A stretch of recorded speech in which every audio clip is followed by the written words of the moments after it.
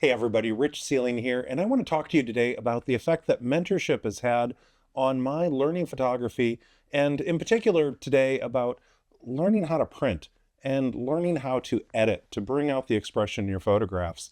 And one of the projects that I look back that really stands out as one of my most powerful mentorship experiences was this. You can see this portfolio. It's a leather-bound portfolio full of prints, and this is one of the very first projects that I worked on as a large project when I was breaking out and establishing myself as a printmaker. And this is by a photographer named Chip Hooper. I'm going to put a link down in the description to Chip's website so you can see his work way better than you're going to here on camera looking through these plastic pages and everything. Chip does just some of the most beautiful black and white work, 8x10 silver gelatin print. And sadly, Chip's no longer with us, which I really miss him because Chip was an inspiration to me.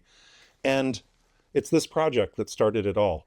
At the time, showing your work, this is 1998, to show your work in a gallery, there's not much space in a gallery. You're fighting for that space. So a lot of photographers started making portfolio books, and they'd make pages where, just like these, you'd have your photographs and it'd have the name of the photograph on it. And prospective customers could look through that and use that as a way to see your portfolio and potentially buy a photograph. And my time working at the Ansel Adams Gallery, these were very powerful tools. The photographers that put these together, it increased their sales and it helped them show their work and tell their story.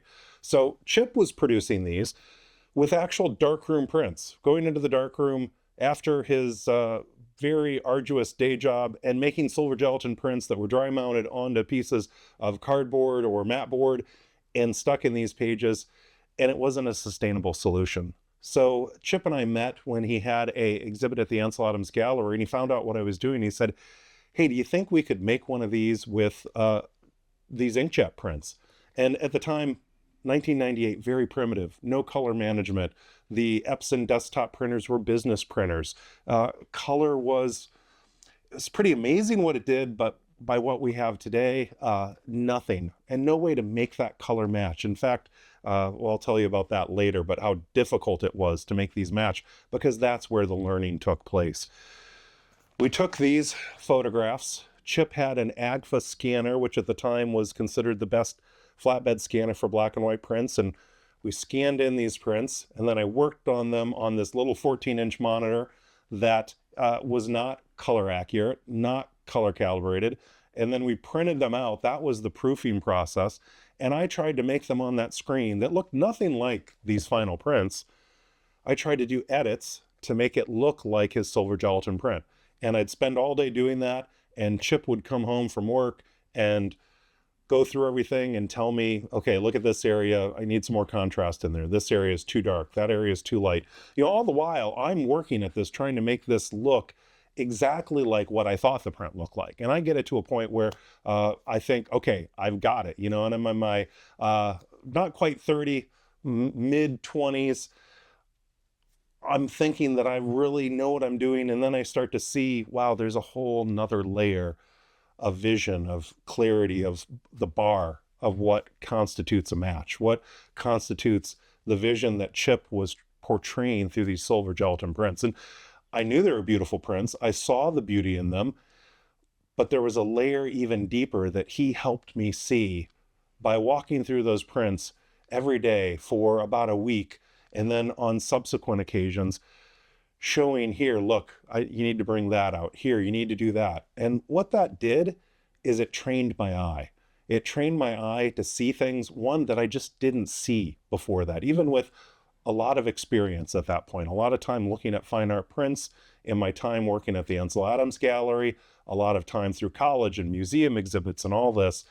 But that hands-on insight and the relationship that happened, Chip and I were more than client, it was friends. And Chip took me under his wing as the young photographer and really was a mentor to me in showing me things and helping me grow and learn in the process and making that aware to me so that I could see those things and so I could grow and share my photographs with people.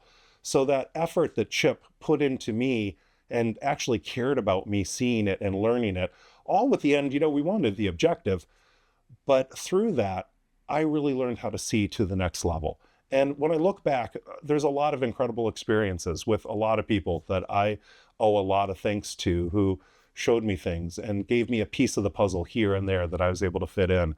But the substantial amount of time that Chip spent with me as part of that project to show me these things within a photograph, that feedback back and forth, that I'd work on something and Chip would critique it and tell me what I needed to do. And then I'd go back and work on it again. And then he'd critique it again until I achieved the level that he needed. That's one of the things that I'm pinpointing as, wow, I really learned how to print with that. That's how I really leveled up and took things to the next level and achieved way more than I was achieving before. It's through that mentorship relationship. And it took someone more experienced than me who could look at my work and say, here's what to do. And doing that through his work, because he knew what it was supposed to look like. And he could tell me what it was supposed to look like. He didn't know Photoshop. He couldn't tell me what to do in Photoshop. I had to figure out all of that at that time, but he knew what it was supposed to look like. And I had to learn to interpret his ideas, his direction, his look at that, even seeing two things side by side, and produce those edits that would make those actually match and would make that feeling resonate from the photographs. And if you've spent some time on the website after this, you'll see the light that just resonates through Chip's photographs. I've seen one of his large mural size prints that literally, it looks like it's glowing with silver light. It looks like it was printed with reflective silver. And it's not, it's silver gelatin paper, but silver gelatin isn't silver when we make a photographic print, it's black. But he found the tonality in that print to make it look like it's glowing. And that's what he was communicating to me, how to bring that out, what I was supposed to be looking at. And then I had to go in and figure out all those tools. So that experience, I think, is invaluable. And that's a pretty typical experience of professionals, that they work as an understudy at some point, as an assistant, or in a situation where they're working with somebody far more experienced with them. And that process of having a teacher or a mentor shows them how to see. So when I look at producing a new workshop or a new class, a new Zoom event or an online event, I'm thinking about all those things. I'm thinking, okay, how can I take these experiences that made me, how do we put that into a class that will capture that so that you can have that experience as well? You're not going to have necessarily a job to go work on or a project that a client's paying you to do. It's going to be self-motivation that's going to drive you to want to do that.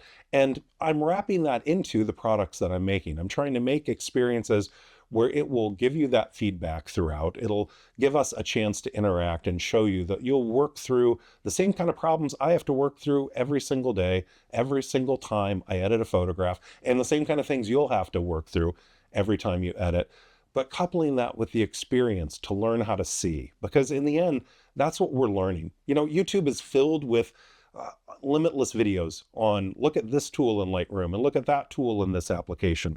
The tool is kind of irrelevant. We need tools, but what you really need is to learn how to see, and you have to increase your vision. You have to level that up to be able to see things that you can't see right now. And that's what this was for me. There were things that when I started this project that I didn't see. I knew they were there. I had an appreciation for it, but to actually quantify it and look at it and say, okay, I need that quality to come out in that photograph, I didn't know how to see it. So that's a part of the puzzle that helped me learn how to edit the way I edit. It was by working with another photographer who was highly skilled and could help me see things that I didn't know how to see and I didn't know could be brought out in a photograph. And you know what? You can too. So that's what these videos are about. That's why I keep making them and teaching my classes, to help you level up, get those skills, learn to tell your story better. So I just want to say thank you for taking that journey with me. Click that like and subscribe, and check out the links that I have in the comments to my workshops and other events. And you can join me on one of these classes and we can work together to improve your photography. Thanks, everybody. We'll see you next time.